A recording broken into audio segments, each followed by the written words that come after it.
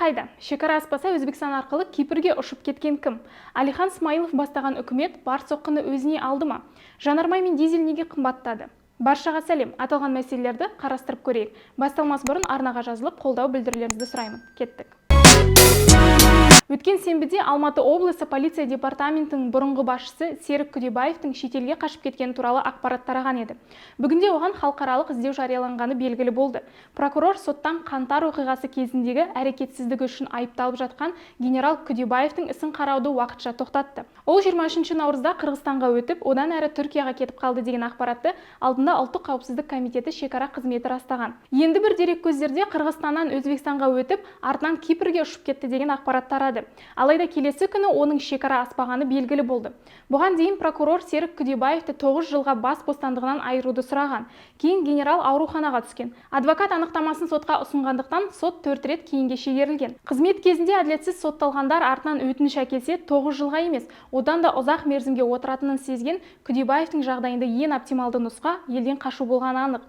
Шекара қызметі ресми қолданыстағы пункттер арқылы шекара асып кетпегенін хабарлады. Бүгінде іргелес мемлекеттердің шекара өкілдік аппараттарымен өзара іс-қимыл келісілді. Оған қоса шекара қызметінің директоры Ерлан Алдажумановтың айтуынша, генерал Қырғызстанға Алатау таулы жотасы арқылы өтуі мүмкін. Күдебаевтың шекара аспай қалай ұшып кеткенін анықтау жұмыстары жалғасын табуда.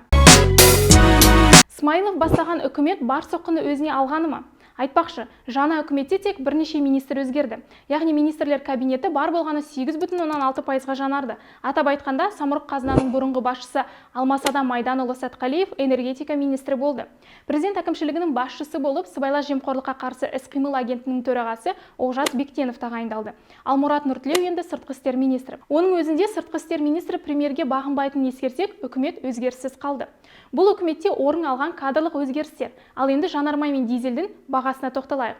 Болат Акчолаков баға өсімін ішкі нарықты тұрақтандыру қажеттілігінен туындаған шара. Өйткені көрші елдерде отын қымбат деп түсіндірді. Министрліктің хабарынша АИ-92 және АИ-93 маркалы жанармай 11%-ға өседі, ал дизель отыны 295 теңге болады.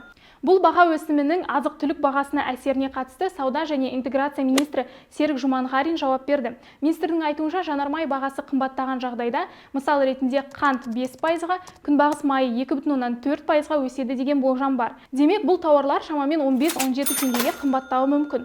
Ескеретін бір жайт, тауар өндіруші кәсіпорындардың басым бөлігі қазір жанармай дизельмен жұмыс істемейді.